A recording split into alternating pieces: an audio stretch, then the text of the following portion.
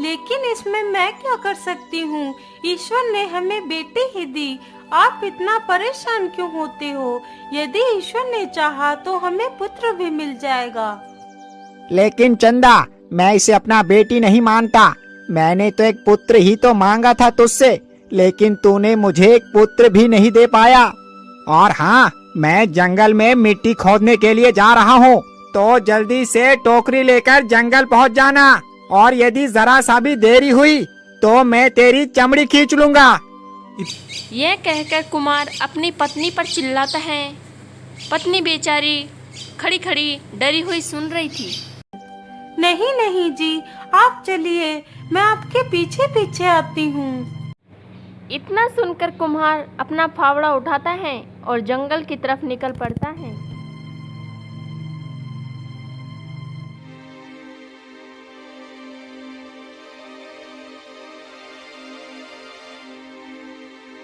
कहाँ पर खुदाई करो, कहाँ पर करो? हाँ हाँ, ये जगह ठीक रहेगी। इतना सोचकर कुमार वहीं मिट्टी खोदने लगता है। उधर उसकी पत्नी एक हाथ में अपनी बेटी को उठाती है और दूसरी हाथ में टोकरी उठाती है और जंगल की तरफ निकल पड़ती है।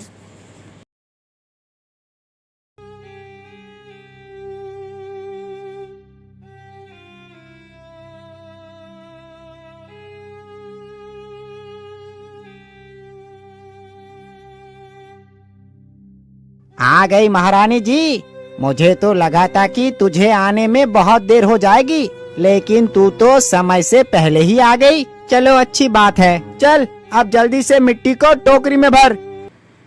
इतना सुनकर चंदा टोकरी में मिट्टी भरने लगती है और कुछ ही देर में वो सारी मिट्टी भर लेती है और टोकरी को उठाकर अपने सिर पर रख लेती है।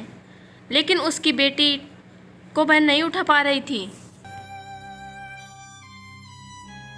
अजी सुनिए ना, मैंने टोकरी को सिर पर रखा हुआ है, इसलिए मैं अपनी बेटी को उठा नहीं पा रही। कृपा कर आप हमारी बेटी को उठाकर मुझे दे दीजिए। यदि मैं नीचे झुकूंगी तो टोकरी की सारी मिट्टी नीचे गिर जाएगी। मैं इस बच्ची को उठाकर तुझे दूं?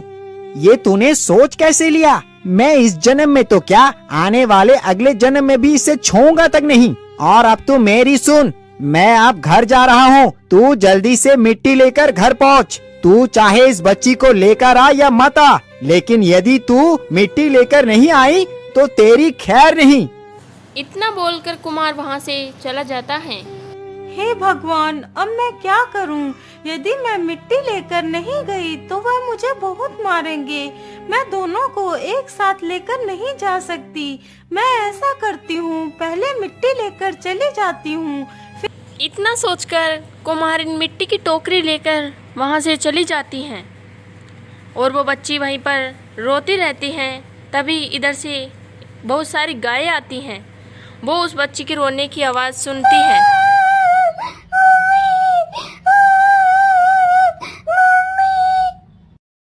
अरे बहन, यहाँ पर तो कोई किसी बच्ची की रोने की आवाज़ आ रही है। हाँ बहन, जरा उधर देखो, ये आवाज़ वहाँ से आ रही है। चलो चलकर देखते हैं। जब गाय वहाँ जाकर देखती हैं तो छोटी सी बच्ची एक स्थान पर बैठकर रो रही थी। तो कितनी मासूम बच्ची है, लेकिन इसे यहाँ किसी दुष्ट ने ही छोड़ा होगा। पता नहीं उस दुष्ट को जरा सी भी दया नहीं आई इस मासूम पर। कहीं इसे कोई जंगली जानवर खा जाता तो क्या होता? मुझे लगता है ये बच्ची तो भूखी भी है। मैं ऐसा करती हूँ, जल्दी से इसे अपना दूध। फिर वह गाय उस बच्ची को दूध पिला देती है। दूध पीते ही वह बच्ची शांत हो जाती है। अरे बहन, अब हमें वापस चलने का समय हो गया है। अब हमें वापस चलना चाहिए। लेकिन इस बच्ची का क्या करे? यदि हमने इसे यहाँ अकेला छोड़ा तो इसे कोई भी जंगली जानवर नुकसान पहुँचा सकता है। मैं ऐसा करती हूँ, इस बच्ची को अपने साथ ही ले चलती हूँ। फिर वह गाय उस बच्ची को उठाकर अपने सिर पर रख लेती है और वहाँ से ले जाती है। तभी जल्दी जल्दी से वहाँ कुम्हारिन आती हैं। राम राम, मेरी बेटी कहाँ चली गई? मैं तो अपनी बेटी को इसी जगह पर छोड़कर गई थी। इतनी जल्दी मेरी बेटी कहाँ चली गई? हे भगवान, अब मैं क्या करूँगी? पता नहीं मेरी बेटी कैसी होगी और कहाँ होगी। हे भगवान, मेरी बेटी की रक्षा करना।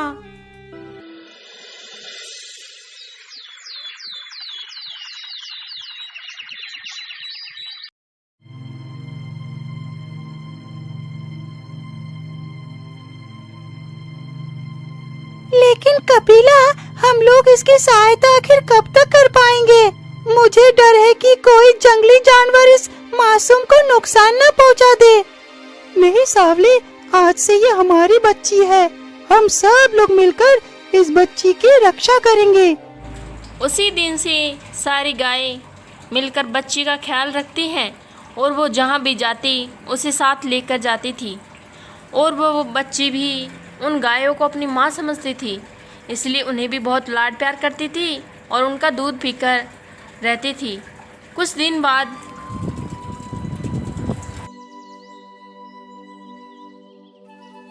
बेटी, अब तो तुम बड़ी हो चुकी हो और समझदार भी, इसीलिए हम चाहते हैं कि तुम यही घर में ही रुको। मैं जंगल से तुम्हारे लिए फल ले आया करूँगी। तुम यहाँ पर बिल्कुल सुरक्षित हो। ठीक है माँ, जैसी आपकी इच्छा, मैं यहीं पर रुक जाती हूँ। अच्छा ठीक है बेटी, अब मैं चलती हूँ। तुम अपना ख्याल रखना, दरवाजा अच्छे से बंद कर लेना।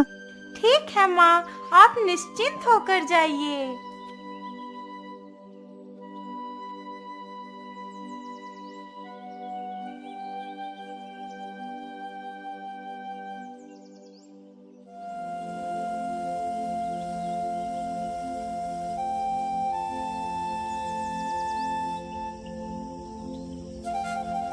अरे वाह, ये जंगल तो कितना सुंदर है। जी तो करता है पूरे दिन मैं यहीं बैठकर इस सुंदरता को देखती रहूं। मैं ऐसा करती हूँ, थोड़ी देर इसी स्थान पर बैठ लेती हूँ, फिर घर के अंदर चली जाऊंगी। इतना सोचकर वो लड़की वहीं पर बैठ जाती है। कुछ ही देर बाद में एक राक्षस भोजन की तलाश में घूमता हुआ आता है। ओहो, आज तो पूरा जंगल घूम लिया, लेकिन कोई भी शिकार नजर नहीं आया। पता नहीं आज मुझे कोई शिकार मिलेगा भी या नहीं, कोई पता नहीं। चलो कुछ देर और घूम लेता हूँ। ये सारी बातें सोचते सोचते राक्षस वहीं पहुँच जाता है। ये कौन है? मुझे लगता है या तो कोई इंसानी बच्ची है। अरे वाह वाह, इसका नरम नरम मांस खाकर तो आनंद ही आ जाएगा। तभी राक्षस वहाँ से दबे पांव लड़की की तरफ जाता है तो पेड़ पर बैठे कौवे चिल्लाने लगते हैं और वो लड़की पीछे मुड़कर देखती है तो भाग जाती है। अरे हट हट, अरे हट जा दुष्ट कौवे, मैं तुझे जिंदा नहीं छोड़ूंगा। अरे इतनी जल्दी वो लड़की कहाँ चली गई? मुझे लगता है वो लड़की इस गुफा के अंदर ही गई होगी। राक्षस जल्दी से जाता है और गुफा का दरवाजा खटखटाता है। अरे मेरी प्यारी लाडो, तुम अंदर क्यों चली गई? तुम दरवाजा तो खोलो, देखो मैं तुम्हारे लिए अच्छी अच्छी मिठाइयाँ लेकर आया हूँ। अरे मेरी प्यारी बेटी, जरा दरवाजा तो खोल दो।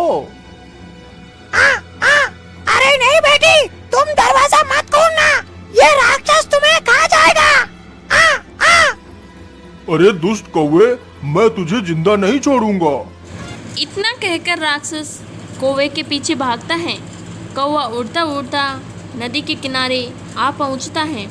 तभी राक्षस उसे एक पत्थर उठाकर मारता है तो वह कौवा के पत्थर लगते ही कौवा घायल होकर नदी में बह जाता है।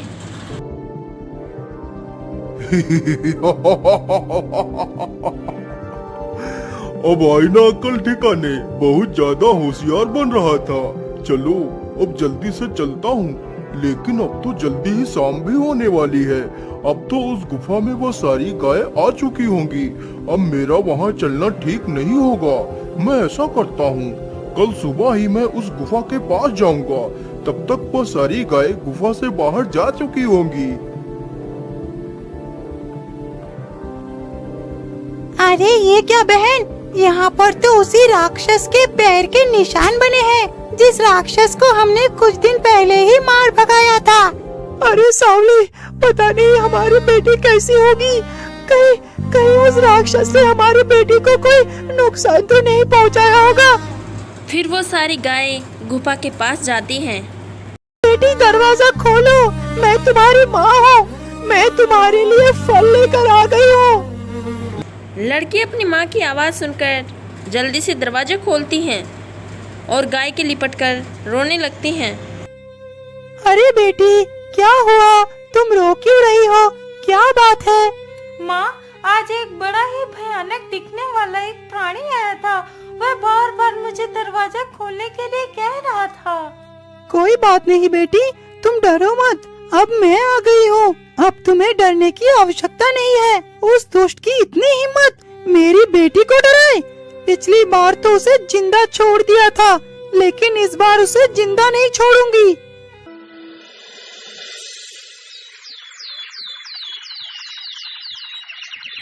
उस दिन एक भी गाय जंगल में घास चरने नहीं गई थी और वह छुपकर वहीं बैठ गई थी।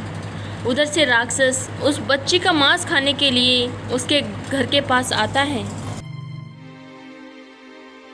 अरे मेरी प्यारी बेटी, जरा दरवाजा तो खोलो, देखो मैं तुम्हारे लिए क्या लेकर आया। राक्षस के बार बार बोलने पर भी दरवाजा नहीं खोला तो राक्षस को बहुत गुस्सा आया और उसने कहा, ओहो, मुझे लगता है तू ऐसे दरवाजा नहीं खोलेगी। अब तो मुझे दरवाजा तोड़ना ही पड़ेगा।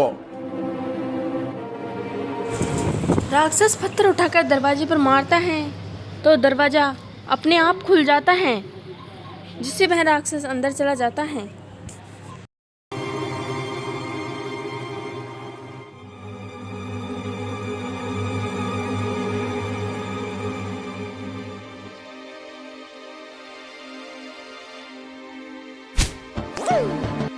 अरे मेरी प्यारी बेटी, तुम कहाँ हो? देखो मैं आ गया। हाँ हाँ मेरे प्यारे राक्षस, मैंने तुम्हें देख लिया। तुम आ गए हो, इसीलिए मैं भी आ गई। अरे तुम लोग यहाँ पर कैसे आ गई? तुम तो घास चरने गई थी।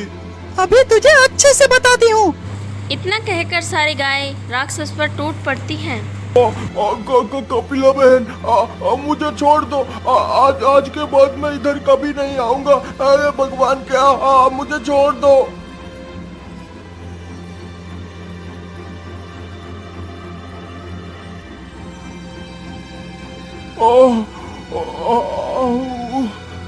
मैं तो मर ही गया। इतना कहकर राक्षस वहाँ से भाग खड़ा होता है।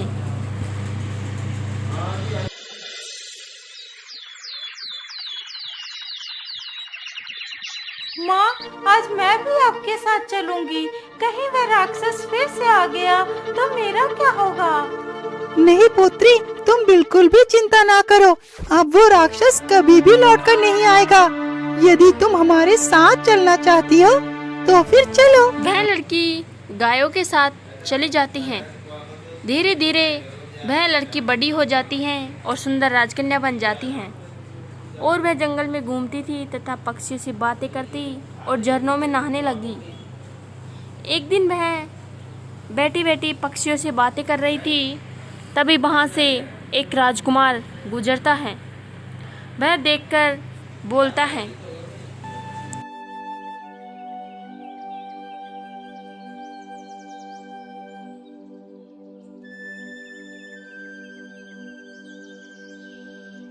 अरे वाह, ये लड़की कौन है? ये तो कितनी सुंदर है, लेकिन ये अकेले इस जंगल में क्या कर रही है? चलो इसके पास चलकर पूछता हूँ। जब राजकुमार उस लड़की के पास जाता है तो वह लड़की उसको देखकर झट से अंदर चली जाती है और दरवाजा बंद कर लेती है। अरे इसे क्या हुआ? ये मुझे देखकर भाग क्यों गई? बेचारा राजकुमार उदास होकर वहाँ से चला जाता है। क्या बात है बेटा, तुम जब से जंगल से लौट कर आए हो तब से तुम इतना उदास क्यों हो? राजा के पूछने पर राजकुमार उसे सारी कहानी सुना देता है। पिताजी, मैं इससे प्रेम करने लगा हूँ। यदि वो मुझे नहीं मिली तो मैं अपने प्राण त्याग दूंगा। अरे नहीं पुत्र, तुम बिल्कुल भी चिंता ना करो, मैं तुम्हारा विवाह उसी के साथ कराऊंगा। अरे सैनिकों, जंगल जाओ और उस सिंगल गुफा में एक सुंदर कन्या रहती है। तुम उसे पकड़कर हमारे पास लेकर आओ। राजा का आदेश पाते ही वो सैनिक वहाँ से चले जाते हैं और जल्दी ही गुफा के अंदर घुस जाते हैं। अरे ओ लड़की, तुम हमारे साथ चलो, तुम्हें महाराज ने बुलाया है। लेकिन मैं आपको नहीं जानती, इसलिए मैं आपके साथ नहीं जा सकती। अरे सैनिक भाइयों, मुझे लगता है यह लड़की ऐसे नहीं मानेगी। चलो इसे बंदी बनाकर ले चलते हैं।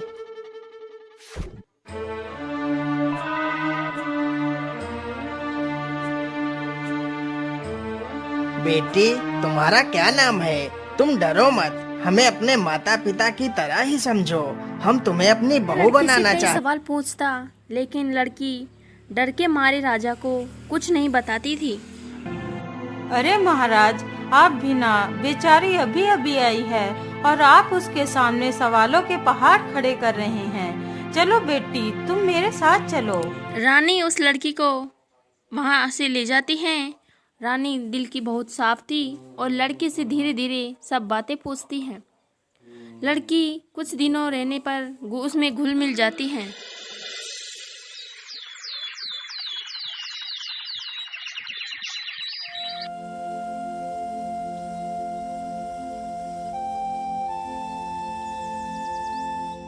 अरे बेटी, अब तो तुम हमें भली भांति जान और समझ चुकी हो, इसलिए अब मैं तुम्हारा विवाह अपने पुत्र वीरबल से कराना चाहती हूँ।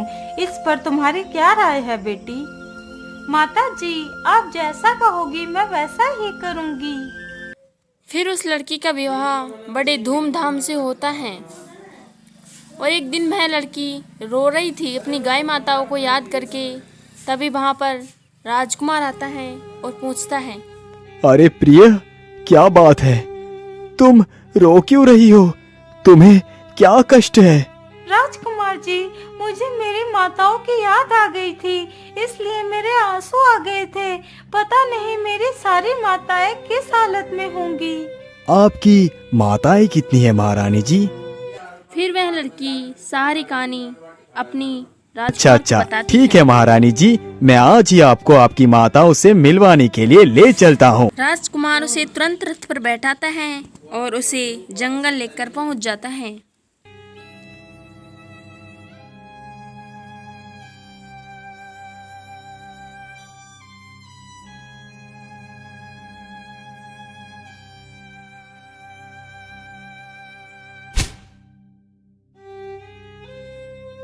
माँ देखो, मैं आ गई। गाय लड़की की आवाज़ सुनकर उस लड़की की तरफ दौड़ती है और वो लड़की भी अपनी माँ की तरफ दौड़ती हैं और दोनों गले मिलकर रोने लगती हैं। पुत्री, तुम मुझे छोड़कर कहाँ चली गई थी? मैंने तुम्हें कहाँ कहाँ नहीं ढूंढा। तुम्हारे बिना तो जैसे मेरे प्राण निकल गए हैं। माँ, मैं राजकुमार के साथ चली गई थी। राजकुमार ने मुझसे विवाह किया है, वह मेरे पति हैं। बेटी, तुमने विवाह करके बहुत अच्छा किया। ये बात सुनकर मेरा हृदय को शांति मिल गई। जा बेटी, और अपने पति के साथ हमेशा खुश रहना। तुझे इस संसार की सारी खुशियाँ मिले, मैं यही ईश्वर से प्रार्थना करती हूँ। इतना सुनकर वह दोनों वहाँ से वापस चले जाते हैं।